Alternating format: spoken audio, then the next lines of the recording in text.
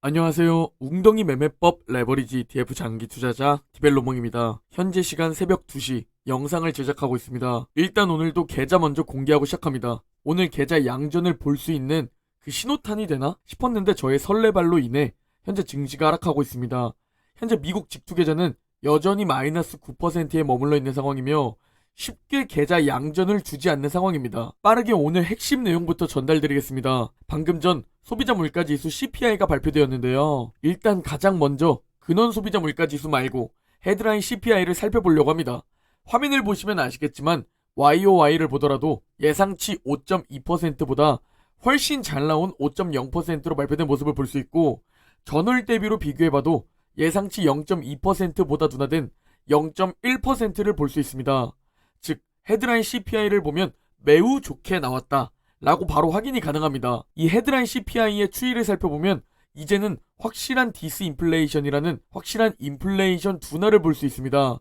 이를 보고 정말 깜짝 놀랐고 증시도 갑자기 로켓을 쏘듯이 급등하기 시작했는데요. 이때 다들 매우 신나시고 설레셨을 겁니다. 저 역시 마찬가지로 매우 흥분했었습니다. 자, 그럼 헤드라인 CPI 말고 근원 소비자 물가지수, 즉 코어 CPI를 살펴볼까요?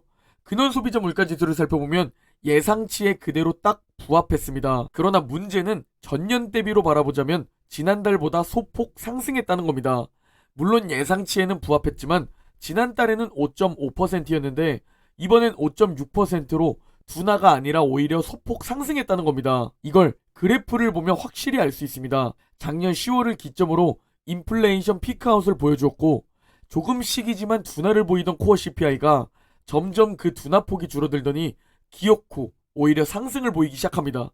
이 상황이 벌어지자 현재 헤드라인 CPI와 코어 CPI가 역전되었습니다. 파란색 그래프인 헤드라인 CPI는 크게 둔화되어 5%까지 둔화된 반면 식품과 에너지를 제외한 코어 CPI는 그 둔화세가 줄어들고 오히려 조금 상승했으며 이 둘이 역전되는 현상이 벌어지게 되었습니다. 아니, 그렇다면 대체 왜 코어 CPI는 현재 잡히지 않는 걸까요? 물론 여러 이유들이 있겠지만 가장 큰 이유는 바로 주거비 때문입니다. 화면의 그래프에서 초록색 그래프에 집중해 보시기 바랍니다. 가장 높은 비중을 차지하고 있는 저 초록색 그래프가 바로 주거비입니다. 다른 것들은 둔화를 보이려는데 저 주거비가 매우 큰 비중을 차지하는데 둔화되지 않고 버티니까 이런 일이 발생되고 있는 겁니다. 그러나 여러분, 주거비의 경우 걱정하지 않으셔도 됩니다.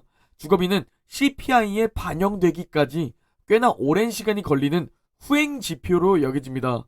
이미 케이스실러 주택가격 지수는 작년 6월을 기점으로 엄청난 하락을 보이고 있고, 진로우 임대료 지수 역시 작년 6월을 기점으로 크게 하락을 보이고 있죠. 이는 곧 주거비가 높은 비중을 차지하는 코어 CPI 역시 둔화될 가능성이 매우 높다 라는 얘기로 연결되며 시간이 지나면 알아서 둔화될 것이다 라고 해석할 수 있는 부분입니다. 실제로 연준이 현재 중요하게 바라보고 있는 주거비를 제외한 코어 CPI를 살펴보면 상승이 아니라 둔화를 보이고 있는 게 바로 눈에 보일 겁니다. 즉 주거비가 코어 CPI의 둔화를 막고 있는데 이 주거비는 결국 후행 지표로서 곧 하락할 것이 기정사실이다. 주거비를 제외한 코어 CPI는 둔화를 보이고 있기 때문에 결국 코어 CPI도 헤드라인 CPI와 함께 크게 둔화될 것이다 라고 바라보는 게 가장 좋지 않을까 합니다. 그리고 이는 디스인플레이션으로 연결될 수 있죠.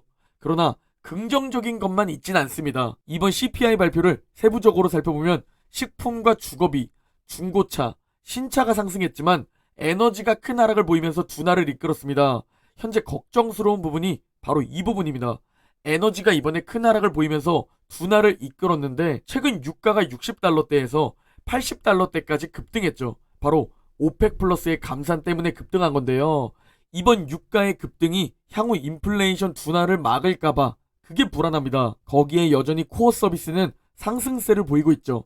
이 서비스 인플레이션 역시 이제는 슬슬 둔화를 바라보는 이유가 뭐냐면 고용지표가 둔화를 보이기 시작했고, 거기에 얼마 전 발표된 서비스 PMI가 예상치보다 훨씬 낮게 둔화하면서 서비스 인플레이션도 결국 둔화될 것이다 라고 보는 시선이 많아졌습니다. 그러나 문제는 연준은 이 모든 발표를 직접 보고 결정한다 라고 말했다는 겁니다. 고용이 다 둔화되기까지 기다릴 것이고 인플레이션이 확실히 둔화되기까지 기다릴 겁니다. 전 재무장관과 시골 교수 등 많은 전문가들은 연준이 이런 후행 지표들을 다 보고 결정하는 게 매우 잘못된 결정이며 여기서 금리를 더 올리면 경제가 버티지 못할 것이라고 경고하고 있는데요. 그럼에도 불구하고 연준은 실수하지 않기 위해 완전히 하락하는 지표를 보고 그 다음에 방향을 바꿀 겁니다. 그래서 우리는 주거비가 하루빨리 CPI에 반영되기를 원해야 하며 서비스 인플레이션 역시 확실히 둔화를 보이기를 바라야죠. 그래서 제가 고용 둔화를 반기는 겁니다. 잠시 주가가 이 때문에 하락하더라도 어차피 고용 둔화가 와야지만 비로소 다음 스텝으로 갈 수 있기 때문입니다. 아까 프리장에서 급등하는 모습을 보고 제가 너무 설레발을 친 나머지 주가가 본장에서 상승폭을 반납해버렸습니다. 지금 뼈저리게 반성하고 있습니다. 그러니 오늘 마감될 땐 다시 상승으로 마무리했으면 합니다. 제가 농담 반 진담 반으로 얘기했지만 지금 이런 행보장은 당연한 겁니다. 주가는 상승을 보일 때도 하락을 보일 때도 있지만 지겨움을 느끼도록 횡보할 때도 있습니다. 그러나 우리는 올해 초에 작년 말에 웅덩이에서 용기 내서 줍줍한 웅줌러들입니다. 지금은 웅덩이 매매법 매수 타이밍이 아닙니다. 최근 너무 급등해서 매수 타이밍이 오려면 꽤 멀었다는 생각입니다. 그동안 현금을 많이 비축해둘 겁니다. 현금 비중을 엄청 늘려놓을 수 있었으면 좋겠는데요. 그래야 마음이 더 편해지지 않을까 싶습니다.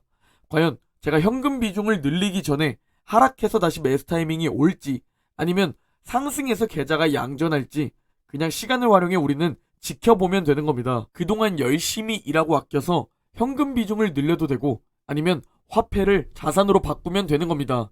그리고 돈이 돈을 버는 자본가로 살아가면 됩니다.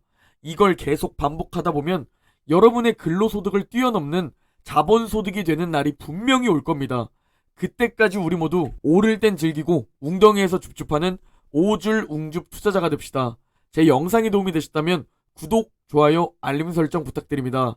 그럼 내일 영상에서 뵙겠습니다.